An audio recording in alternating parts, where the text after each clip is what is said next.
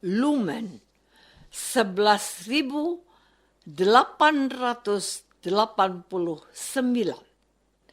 22 Februari 2025.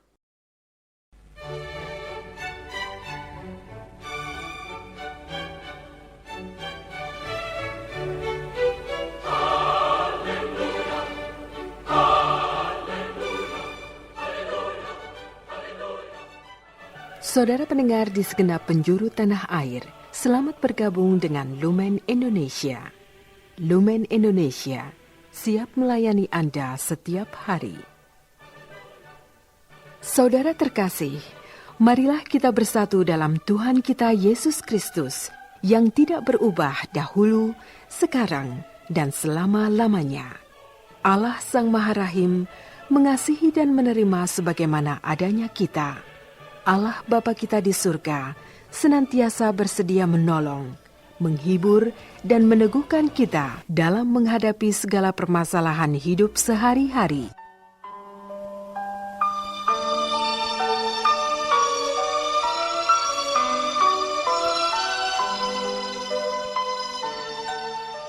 Saudara-saudari, marilah kita mendengarkan renungan dengan judul Pesta Tahta Santo Petrus, Rasul.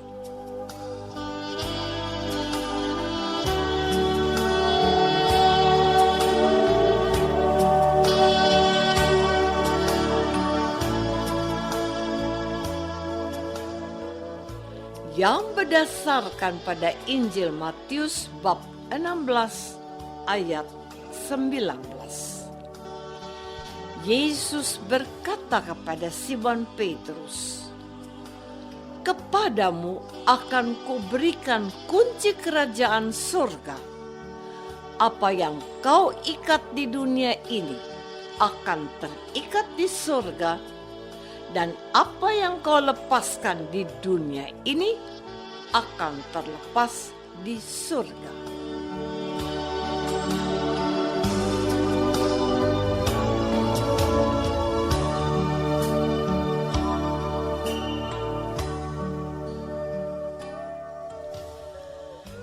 Dalam nama Bapa dan Putra dan Roh Kudus.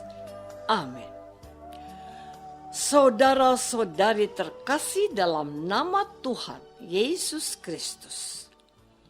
Pada hari ini, Gereja Katolik di seluruh dunia merayakan pesta tahta Santo Petrus.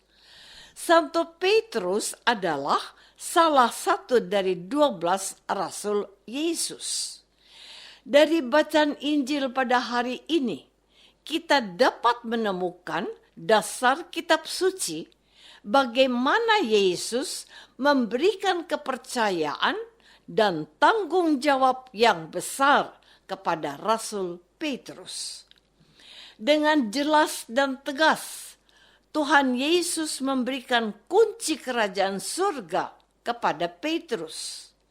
Artinya, Tuhan Yesus menempatkan Petrus sebagai pemegang kunci kerajaan surga.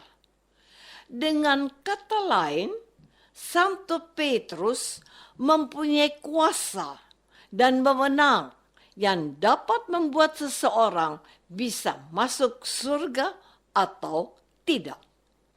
Dan kuasa serta wewenang yang dimiliki Santo Petrus sangat terasa saat Yesus naik ke surga. Sesudah Yesus naik ke surga, peran Santo Petrus sebagai pemimpin di antara para rasul sangat terasa dan menonjol.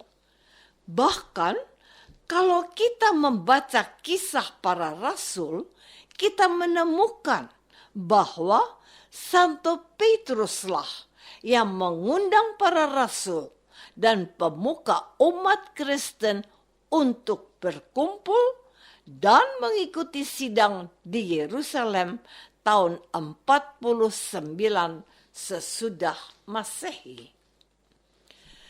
Saudara-saudari terkasih, Gereja Katolik mempunyai keyakinan bahwa Yesus sendirilah yang menghendaki adanya seorang pemimpin di antara para rasul.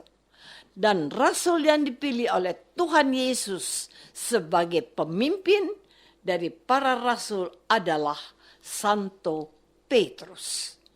Bahkan kepemimpinan Santo Petrus ini yang menjadi awal mula munculnya seorang pemimpin dalam gereja, yaitu para paus. Jadi, para paus dari masa ke masa adalah pengganti Santo Petrus yang menjadi paus pertama dalam sejarah gereja. Dengan munculnya seorang pemimpin seperti paus akan membantu gereja tetap berada dalam kesatuan.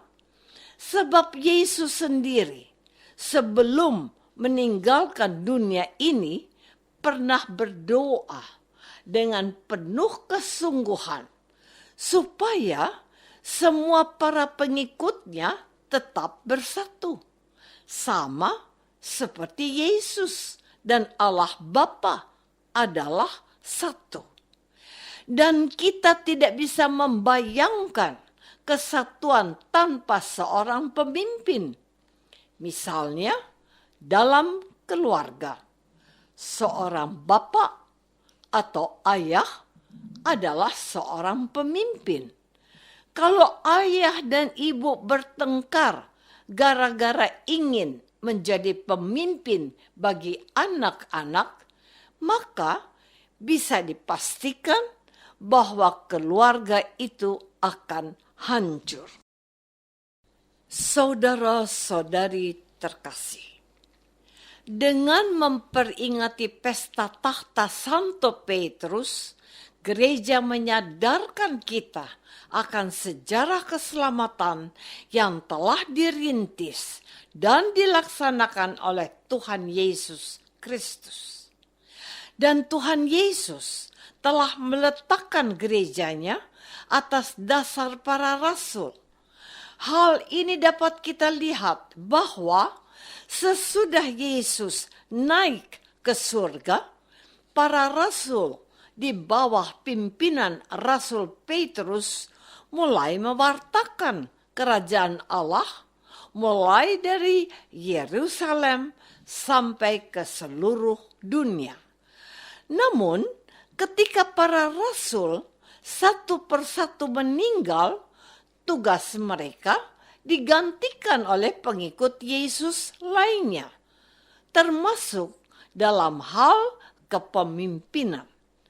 Karena itu, sampai sekarang, gereja terus memelihara kebiasaan baik dari zaman Yesus dan zaman para rasul, yakni adanya seorang pemimpin. Namun, pemimpin yang dimaksudkan Yesus ialah pemimpin yang mau melayani, yang mau merendahkan diri, dan memanfaatkan kekuasaannya untuk keselamatan semua orang. Maka kita melihat bahwa moto para paus adalah hamba dari para hamba Allah. Artinya, walaupun sebagai pemimpin tertinggi gereja Katolik sedunia, para paus tetap menempatkan diri mereka sebagai hamba yang paling hina, hamba yang siap melayani. Saudara-saudari terkasih, pentingnya kehadiran seorang pemimpin merupakan sesuatu yang tidak terbantahkan dalam kehidupan manusia yang penuh masalah dan banyak hal yang perlu dikoordinir. Dalam dunia pemerintahan, kita melihat seorang pemimpin dari tingkat pusat sampai daerah.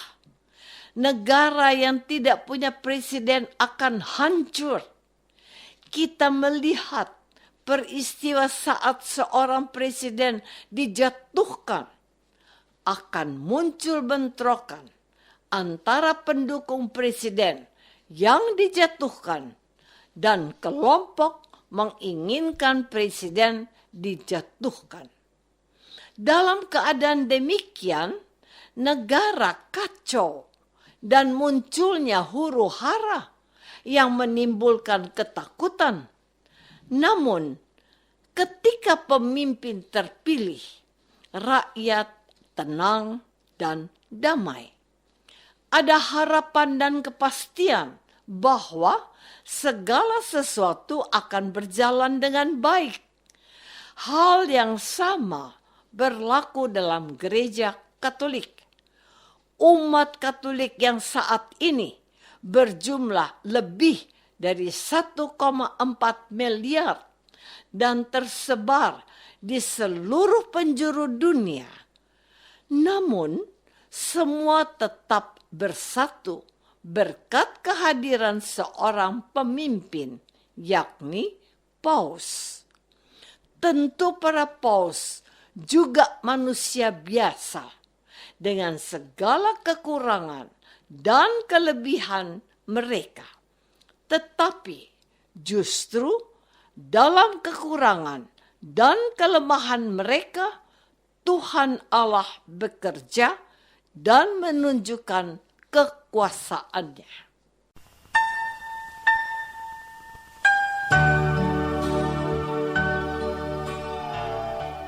Saudara terkasih, marilah kita masuk dalam saat hening sejenak untuk meresapkan renungan yang baru saja kita dengar bersama dalam kehidupan iman kita masing-masing.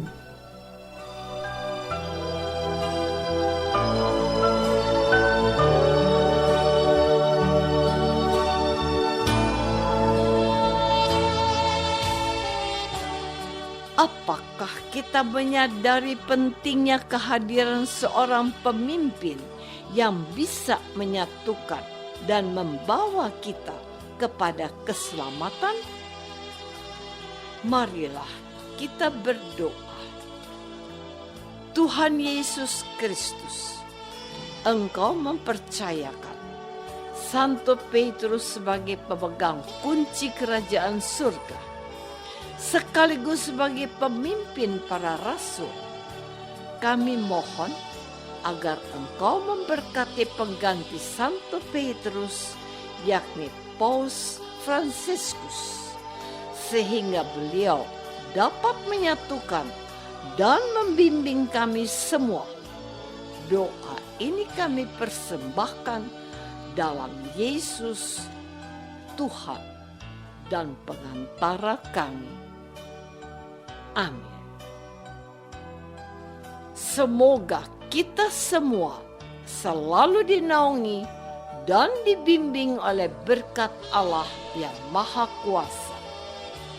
Dalam nama Bapa dan Putra dan Roh Kudus. Amin.